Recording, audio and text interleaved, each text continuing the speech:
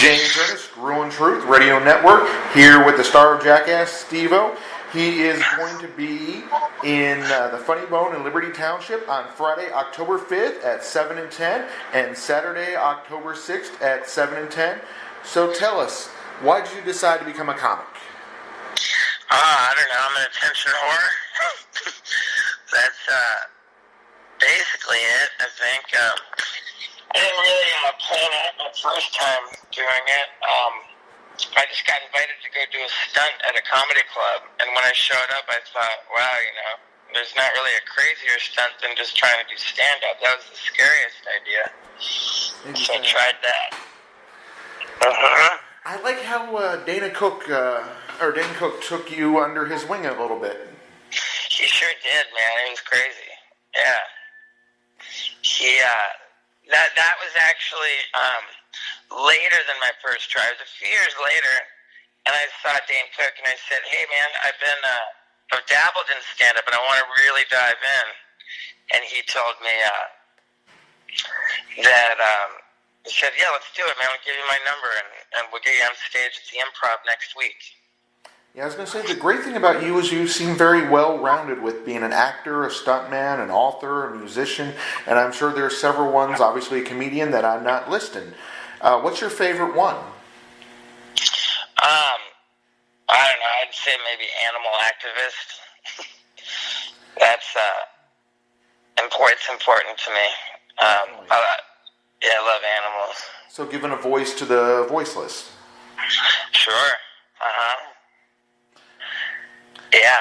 Well, with us being a sports show, what teams do you root for? I tend to have teams that I root against more than teams I root for. But I don't know. I think I like the LA Dodgers. I'm always rooting for them. Who else? I find myself wanting to root for the Detroit Lions. I hope that doesn't get me in trouble in Ohio. No, not a problem at all. We can definitely understand that, rooting for the underdog. And obviously with your love of animals, lions, that goes with it. Of course. Yeah, because I was going to say, since you've lived pretty much everywhere in the world, it would probably be hard to pick a team and just call that home, I would assume. Right, yeah. The one place other than Los Angeles that I lived the most was England, and other than that, it was Florida. Sort of down by Miami, and I found rooting for the Dolphins always to be quite heartbreaking. Very true. Yeah, I mean, it looked like they were going to do it this week and beat the Patriots and take over that division, and they just fell short. Have you had any stunts that were sport themed? You bet. Well, actually, I'm planning one right now. I'm glad you asked. One of my big things I did, in my early days was I got my eyebrows waxed off, and that one was really quite a big hit. And as I knock off items on my bucket list, one thing that I had in mind was to redo some of the old stuff I did, but in really like a much bigger and more incredible way. So I'm planning with LA Dodgers star hitter Yasiel Puig to apply wax to my eyebrow, and then attach to the wax duct tape and a string connected to a baseball, and show up at like a little league park and see if Yasiel Puig can hit the baseball and have it rip my eyebrow off, and the ball and the eyebrow go out of the park over the fence. I want my eyebrow to end up in the stands. Oh, wow. I think that sounds hilarious. That does. That sounds like an interesting souvenir. And then, like you said, you get to incorporate your love of the Dodgers into it, so that's great. Yeah, so it's so funny how it works, too, because we went on what's called IMDb, which is sort of a professional thing for entertainers is we looked up Yasiel Puig on this database, and it listed a phone number for direct contact. We called the phone number. We said, "Hey, we're looking for Yasiel Puig," and the guy said, "Yeah, this is his manager." And we said, "Oh, we're here with stevie-o. He wants to film a stunt with Yasiel." And we didn't even get so far as telling the guy what the idea was. He says, "We love stevie-o. We're in 100%. I guarantee you." So now we have this great dialogue with Yasiel Puig's manager, and we're planning to make it happen pretty soon. It really looks like it's going to happen. Oh, nice. Yeah, that sounds great. And it also sounds great that the numbers on IMDb are actually legit, because I figured that was one of those, there's no way, they're going to really put their numbers out there, but yeah, that's pretty cool. Well, right, you have to, IMDb is like a pay kind of thing, and so we borrowed someone's password to get on there. That makes more sense then. So if you got the password, you can get into the legit area. Yeah, because... Right. Yeah, I was going to say, if every Tom, Dick, and Harry can just look up, Al Pacino's phone number, that's never a good plan.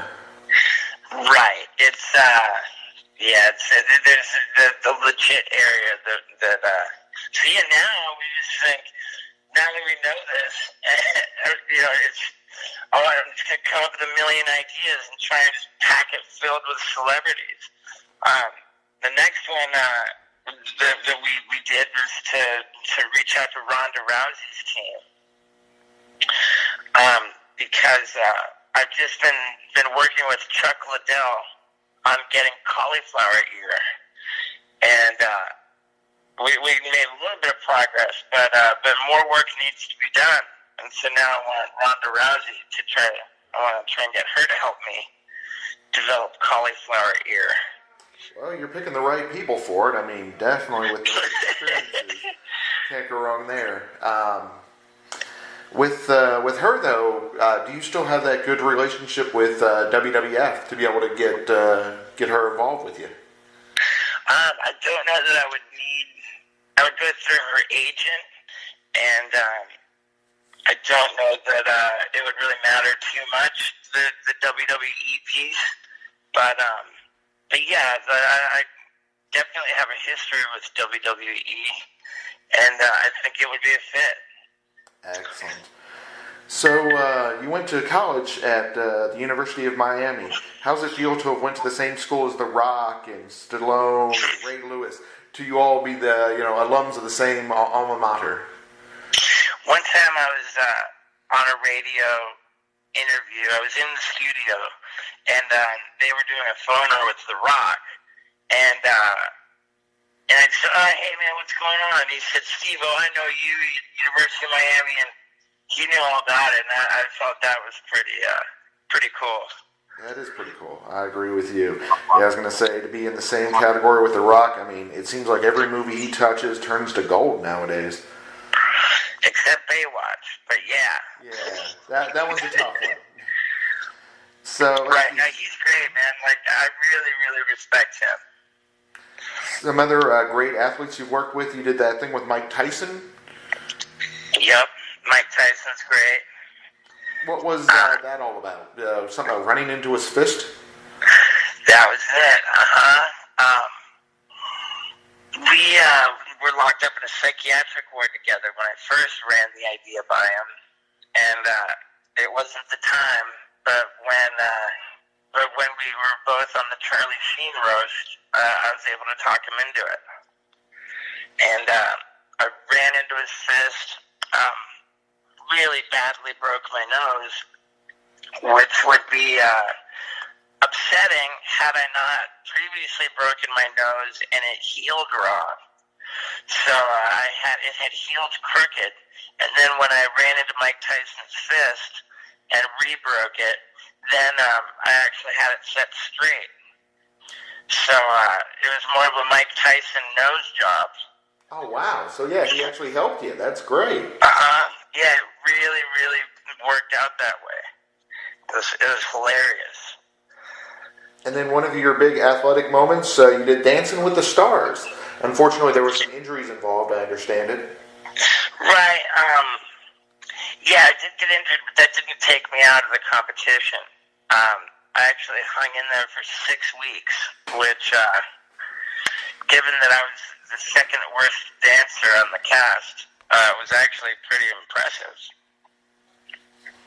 And then I understand you've been into video game sports as well. What are some of your favorite video games to play? Oh, I don't play video games, really.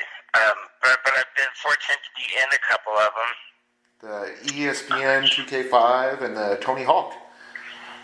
Yeah,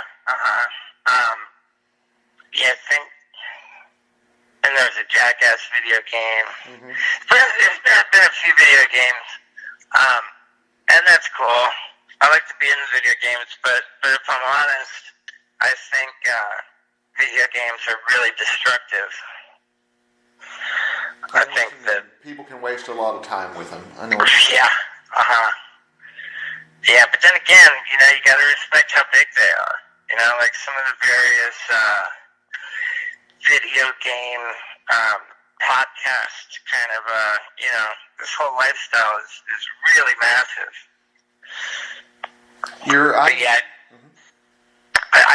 I just try to avoid playing video games. It's kind of a thing.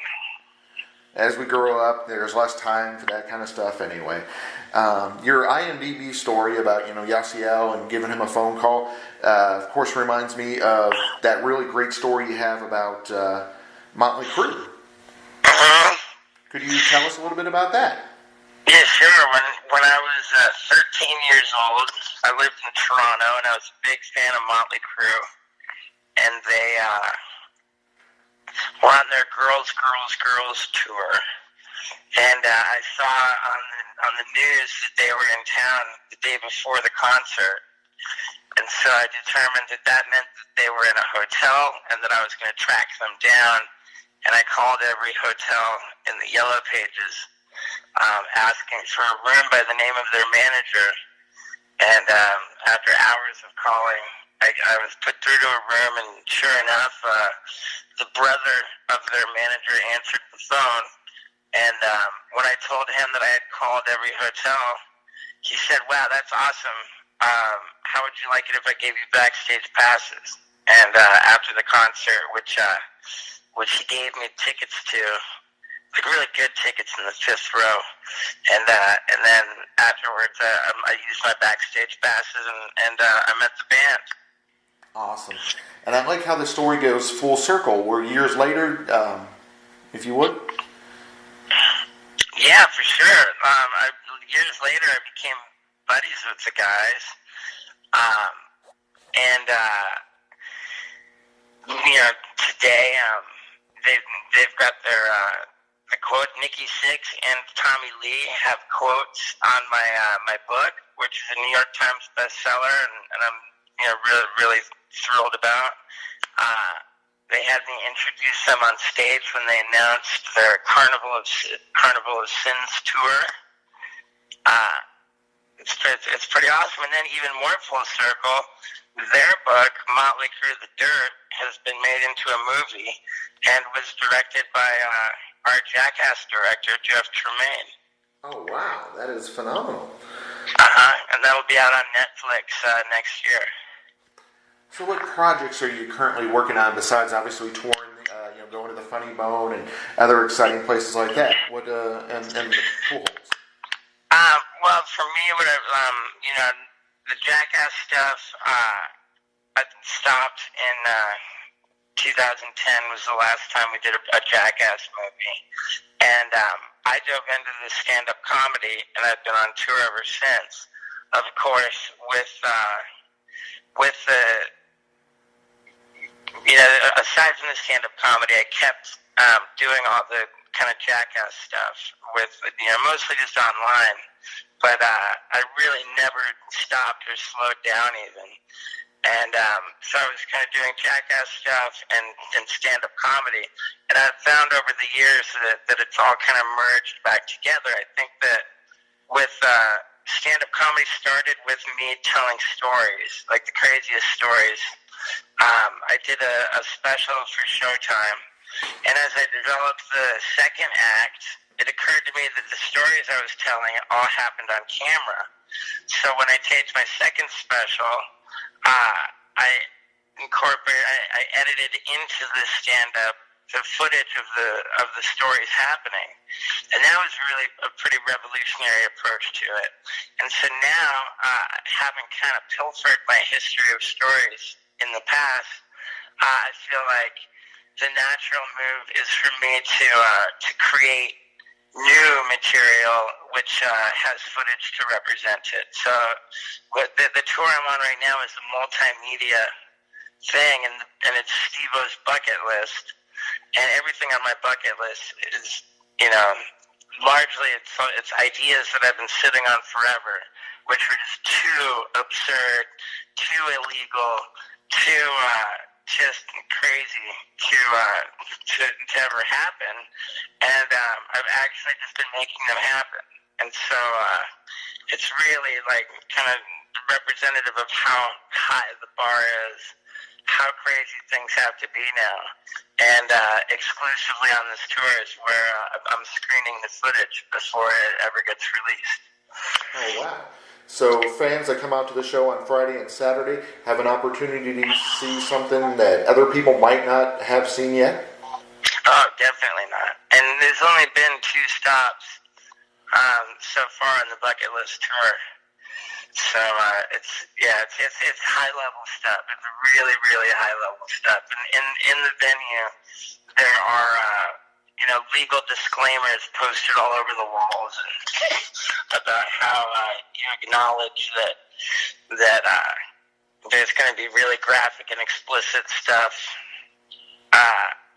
We can't have any minors in there. It's really important that there not be underage people in the crowd. It's there's a lot of disturbing and high level intense stuff going on in this multimedia comedy show. Wow. So it sounds revolutionary, it sounds fun, it sounds intense. If fans are wanting to follow your tour, know when that is and all that, do you have a website or social media they can follow yet? Everything is at stevie-o.com, as well as at stevie-o is all my social media handles. After each show on the tour, I still do a meet and greet. So every single person that comes to my show who would like to get a photo with me, I make sure every single person gets that opportunity.